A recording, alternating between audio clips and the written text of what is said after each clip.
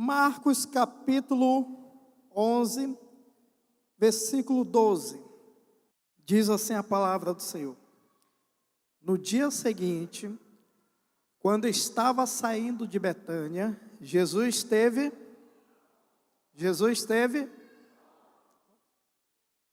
vendo à distância uma figueira com folhas, foi ver se encontrava nela algum fruto. Aproximando-se dela, nada encontrou, a não ser folhas, porque não era tempo de figos. Então lhe disse: ninguém mais coma de seu fruto. E os seus discípulos ouviram-no dizer isso. Versículo 20. O 20. De manhã, ao passarem, viram a figueira seca desde as raízes. Amém, querido? Quero convidar você a viajar um pouco comigo neste cenário da qual Jesus se encontrava neste momento que acabamos de ler. Jesus viu uma figueira, certo? E ele foi até essa figueira, porque ele teve fome, né? Foi até a figueira para ver se encontrava nela algum fruto. Chegando lá, não encontrou nada, ok? E diz mais a palavra do Senhor que não era tempo de figos, não era tempo de frutos. Então, o que Jesus foi fazer até aquela figueira se não era tempo de figos? Se não era tempo dos frutos? Antes que você julgue Jesus pela atitude que ele teve neste versículo, quando ele disse que jamais coma alguém fruto de ti, me dê apenas meia hora, ou então um pouco menos, para que eu lhe explique o motivo pelo qual ele fez isso. Amém? E que ensinamento o Senhor nos trará nesta noite. Amém, queridos? Então você vai ver aqui nesses versículos este momento em que Jesus abriu a sua boca, não para abençoar, como nós somos acostumados a ouvir a respeito de Jesus. Ele não abriu a sua boca para gerar vida, para trazer esperança a alguém. Não, ele disse: jamais coma de ti fruto. Em vez de abençoar, aparentemente, Jesus amaldiçoou aquela figueira, ok? Amém? Se você for olhar um pouco antes, você vai ver a entrada triunfal, é uma profecia se cumprindo, a entrada triunfal de Jesus entrando em Jerusalém, montado em um jumentinho, ok? Esse texto, ele está se referindo à nação de Israel. A figueira, ela era muito usada pelo povo como simbolismo que representava Israel.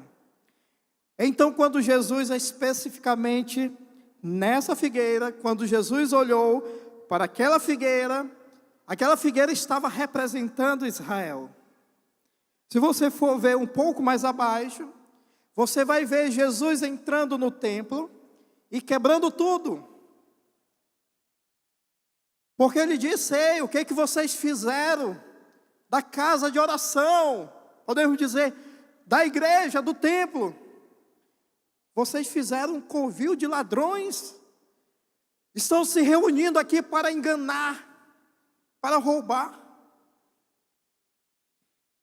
Então, esses versículos que nós lemos estavam representando Israel. Jesus olhou a figueira, uma figueira muito linda. O processo da figueira funciona da seguinte forma: o processo dela é precoce. Primeiro ela dá o fruto e depois vem as folhas. Então, se você, naquele tempo, visse uma figueira, se ela estivesse toda florida, cheia de folhas, é porque aquela figueira estava com frutos. Jesus viu uma figueira linda, linda, linda. Então ele imaginou, pensou, aquela figueira tem frutos, eu vou até lá. Chegando lá, Jesus percebeu que não havia fruto nenhum. Se fosse eu, diria a seguinte expressão: vai enganar outro. Vai enganar outro. Certo, queridos? Mas aqui é algo que chama bastante atenção.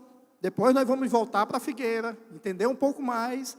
Mas o que chama mais atenção é que Jesus abriu a sua boca para amaldiçoar, aparentemente. Quando olhamos nos evangelhos que relata a vida de Jesus, nós vamos ver vários casos, vários relatos em que Jesus abriu os seus lábios para abençoar, para trazer vida. Como, por exemplo, estava Jesus no meio de uma multidão, e uma mulher atravessou a multidão e tocou em Jesus. E ao tocar em Jesus, Jesus disse: quem me tocou? E os discípulos, olhando para Jesus, questionaram: Senhor, por que perguntas quem te tocou? Uma multidão te aperta. E aí falou: não, alguém me tocou diferente, porque eu senti sair de mim poder. E de repente aquela mulher aparece, 12 anos, com fluxo de sangue, tinha tentado todos os recursos, e ela foi curada naquele momento. Jesus, olhando para aquela mulher, disse: vai, a tua fé te salvou, a tua fé te curou. Era uma expressão muito usada pelo Senhor. E não para por aí. Quando se tratava de deficiências físicas, Jesus estava caminhando e de repente um cego começou a gritar: Jesus, filho de Davi, tem misericórdia de mim. E Jesus, chegando até aquele cego, liberou a bênção, liberou a cura na vida daquele cego, e dizia: vai, que a tua fé te salvou, a tua fé te curou, vai, não peques mais. E não paramos por aí, porque o maior desafio na vida do ser humano, que é a morte, quando cruzou o caminho do Senhor Jesus, ela teve que sair. Estava Jesus em uma casa, onde havia uma menina morta. Jesus disse: Talita cumi, menina, levante-se. Ele abrindo a sua boca para abençoar, para trazer vida. E não paramos por aí, porque ele também se deparou em um cortejo fúnebre. Estava vindo em sua direção, e ele indo em direção desse cortejo, ele parou aquele cortejo e liberou então palavra de vida, dizendo àquele jovem que estava sendo levado ao cemitério: levanta, menino, levanta, saia daí. Mas nós não paramos por aí, porque teve um caso também em que Jesus estava diante de um sepulcro, e de repente ele disse: Lázaro, vem para fora. E Lázaro saiu.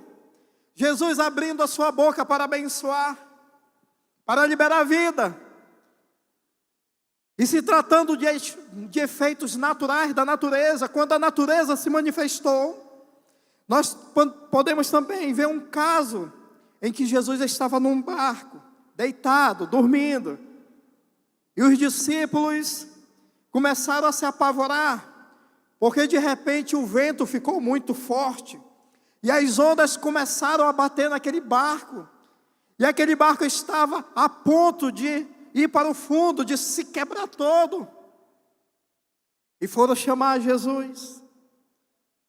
E Jesus acordou daquele sono gostoso e disse: o que está acontecendo aqui? Tu não se importa, nós vamos morrer. Calma, vento, te cala. Mar, acalma-te. Jesus abrindo a boca para trazer vida, esperança. Amém? E nesta noite não será diferente. Ele quer liberar vida em nossas vidas nesta noite. Aquele lugar onde não havia mais esperança, aquele lugar que estava morto, Aquele lugar que estava em meio à tempestade, nesta noite o Senhor quer liberar a vida, dizendo: acalma-te, vai, que a tua fé te salvou, a tua fé te curou, levanta, sai para fora, ressuscita. É isso que o Senhor quer liberar sobre as nossas vidas nesta noite. Amém, queridos? Então estamos diante desse cenário. Jesus fazendo a comparação daquela figueira com o povo de Israel. Quando Jesus estava na entrada, naquele momento triunfal que ele estava entrando em Jerusalém, as pessoas estavam colocando roupas para que aquele jumento passasse por cima, os galhos sendo lançados, alegria total, gritos de Hosana, Hosana, bendito é aquele que vem em nome do Senhor, Hosana, Hosana nas alturas. Aquele povo estava reconhecendo que aquele era o Filho de Deus, que aquele era o Rei dos Reis, que aquele era o enviado do Senhor, que era a resposta para a nação. E Jesus, analisando a vida daquele povo, analisando a adoração daquele povo, ele percebeu, ele fez uma comparação com essa figueira. Aparentemente, podemos até usar essa expressão, aparentemente, parecem cristãos, mas só que dentro, não é isso que estão expressando. Não tem os frutos. Não tem os frutos. E foi então que surgiu o tema desta mensagem, que diz o seguinte: não viva de aparência. Não viva de aparência. Não viva de aparência.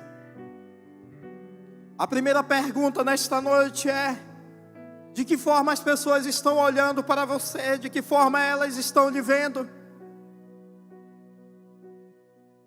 E a segunda é: de que forma Deus está lhe vendo? Porque em Salmos capítulo 139 diz que o Senhor sonda os nossos corações, que Ele conhece a nossa vida interior, que Ele sabe a palavra que sairá da nossa boca.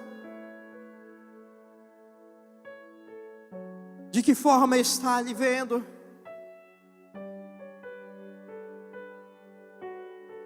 Será que Ele está lhe vendo como essa figueira? Que por fora tem uma estrutura bonita, que chama a atenção, mas quando Ele olha para o interior, Ele não encontra nada.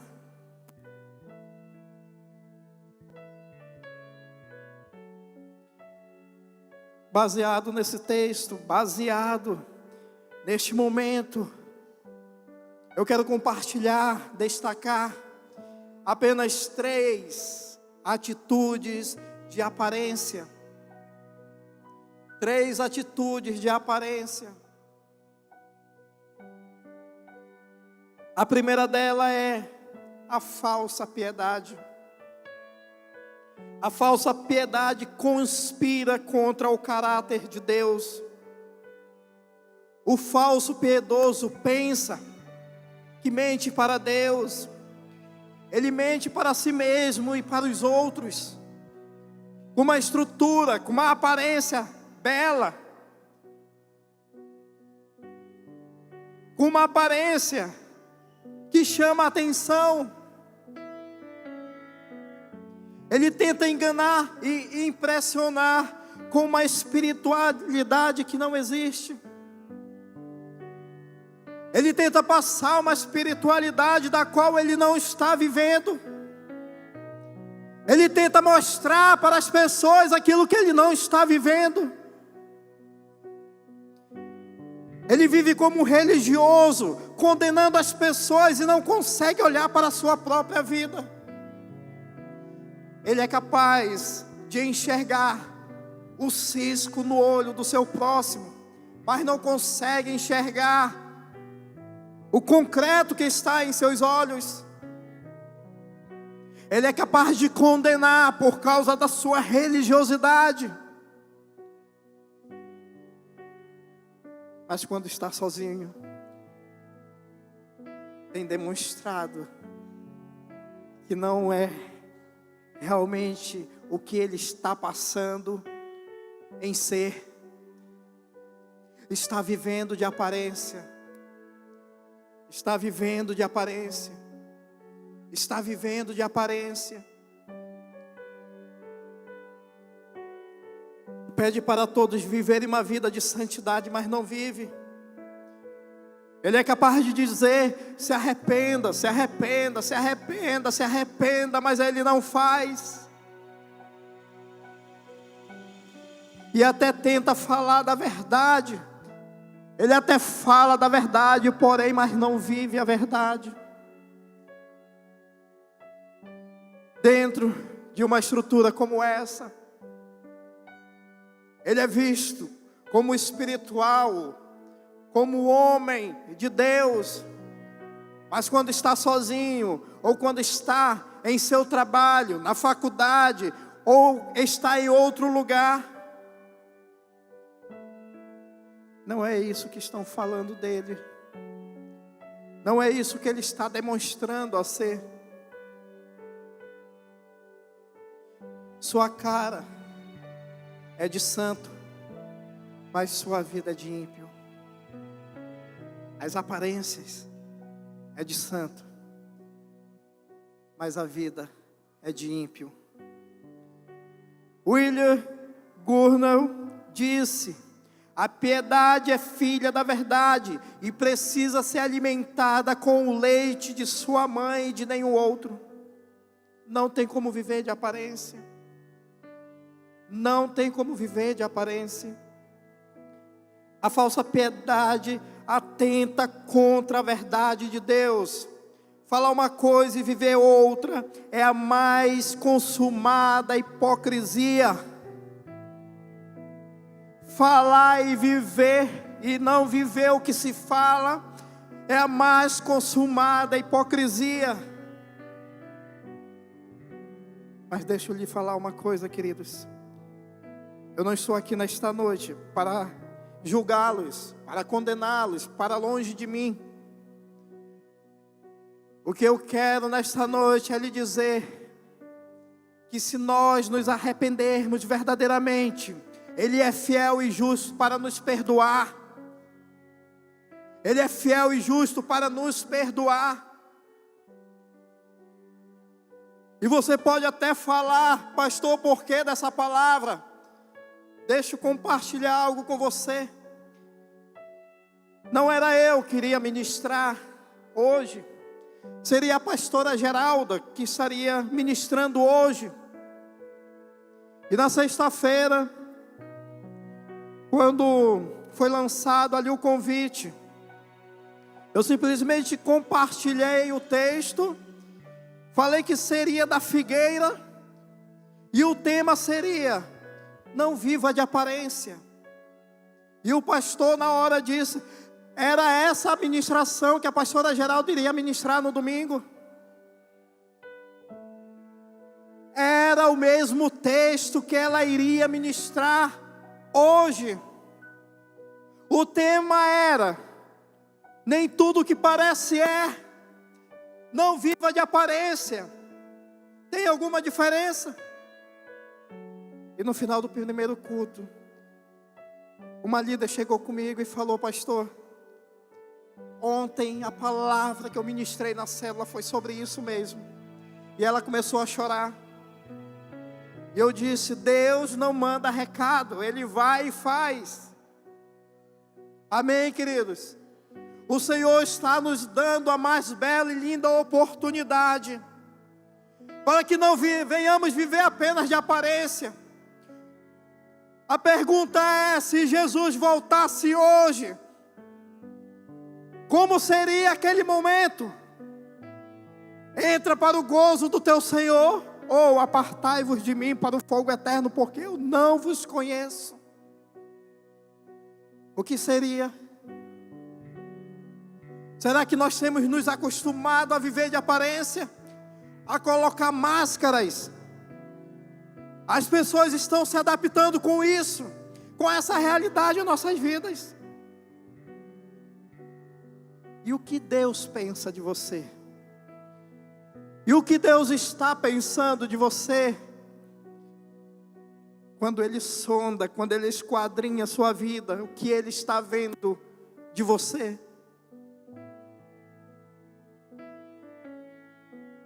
A falsa piedade atenta contra o caráter cristão. Como ser uma cópia de Cristo vivendo uma mentira. Como ser um pequeno Cristo nesta terra, vivendo uma vida de mentira. Como encorajar a seguir a Cristo, vivendo uma falsa piedade. Como chegar com as pessoas, mostrando um caminho, da qual eu mesmo não sou capaz de seguir.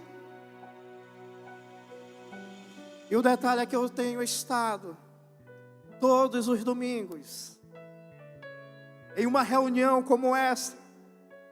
O detalhe é que eu tenho estado todos os TADEs, campanhas, vigílias. E ainda não permiti que o Senhor realmente tirasse essa vida de aparência. Para que eu viesse viver uma autenticidade diante do Senhor. O segundo, a falsa humildade. Tentamos passar essa aparência, mas na verdade o orgulho tem reinado em nossas vidas. Diante dos irmãos nós somos humildes. Chegam até a falar, você é humilde. Quando a nossa liderança, os nossos chefes, patrões, falam conosco, falamos até mansamente. Mas quando saímos dali, realmente revelamos quem nós somos. Pessoas orgulhosas, que são capazes de dizer, eu sei fazer melhor do que ele, não era para ele estar aí não. Não respeita, só na frente, que é aquela coisa, quando está por trás, verdadeiramente se revela. O orgulhoso é aquele que quer sempre se destacar mais do que os outros, quer ser mais importante do que é, chamando a atenção para a sua própria imagem. Quem aqui está reinando em sua vida? Será que aquele louvor que diz que ele cresça e que eu diminua realmente está tendo efeito na sua vida? Será que realmente o desejo que há no seu interior é que o Senhor cresça e você diminua? Que você desapareça? Ou será que eu tenho que manter uma postura, um padrão diante dos meus irmãos?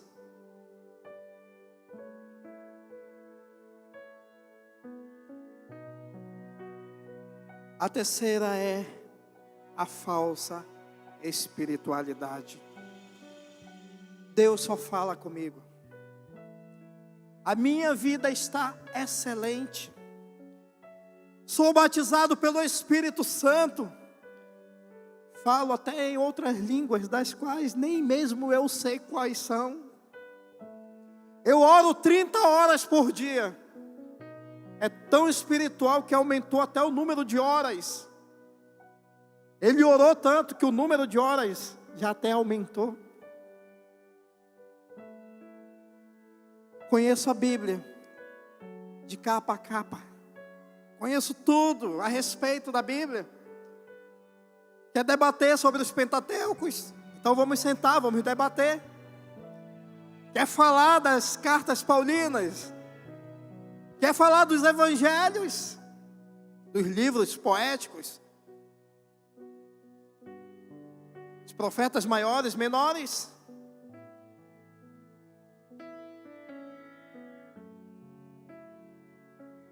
Mas infelizmente, muitos espirituais têm guardado os pecadinhos. Não tem coragem de colocar diante do Senhor para que haja um tratamento verdadeiro, para que haja cura verdadeira, porque são espirituais demais. Não compartilham sentimentos secretos. Aliás, na mente desse espiritual só passa coisas celestiais. Os olhos só contemplam o céu.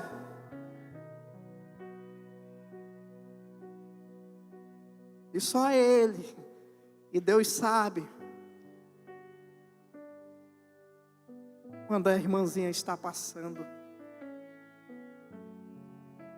O Senhor conhece o nosso interior, queridos. Eu não estou trazendo condenação para ninguém, porque para longe de mim, quem sou eu para fazer isso?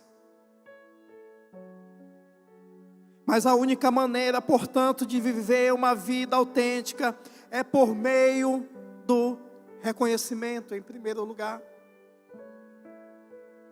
Nós precisamos reconhecer que nós estamos vivendo desta forma, vivendo essa espiritualidade, essa religiosidade,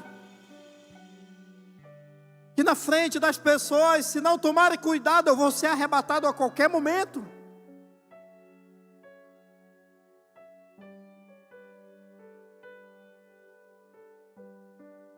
O segundo ponto é por meio do arrependimento.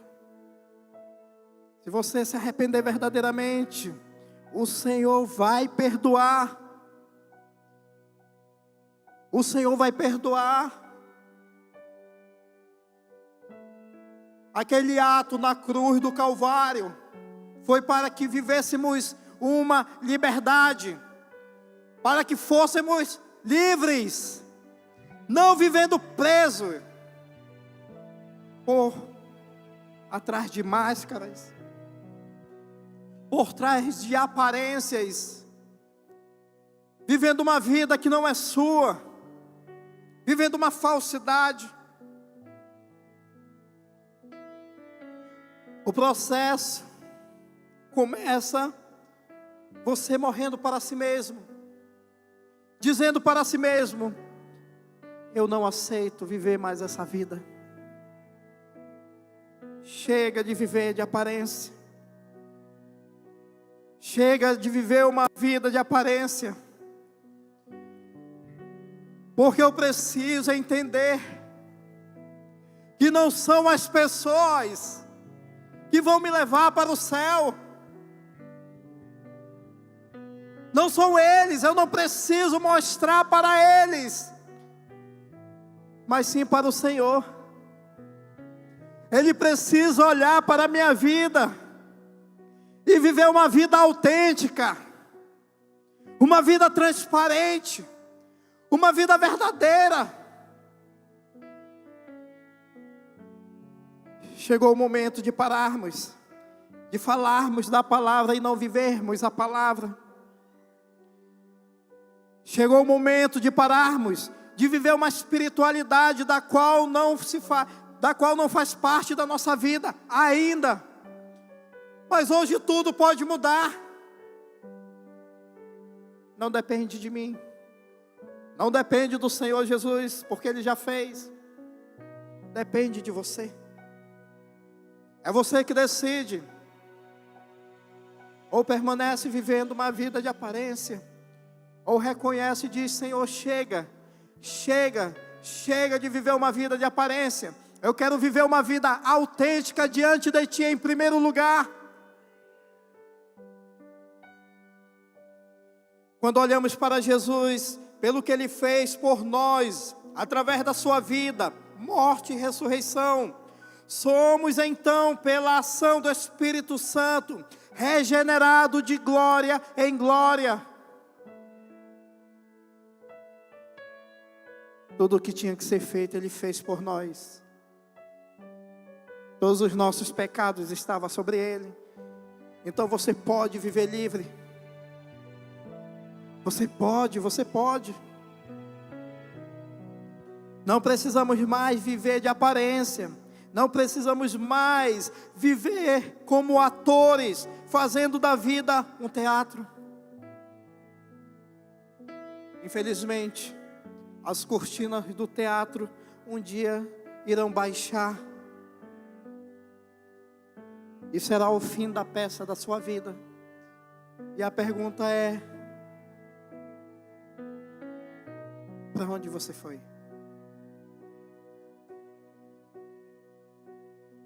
O poder que opera em nós agora não é o poder da carne, mas o poder do Espírito Santo. Foi para a liberdade que Cristo nos libertou. Então, vivamos uma vida de autenticidade, uma vida autêntica diante do Senhor. Eu quero convidar você neste momento a se pôr de pé.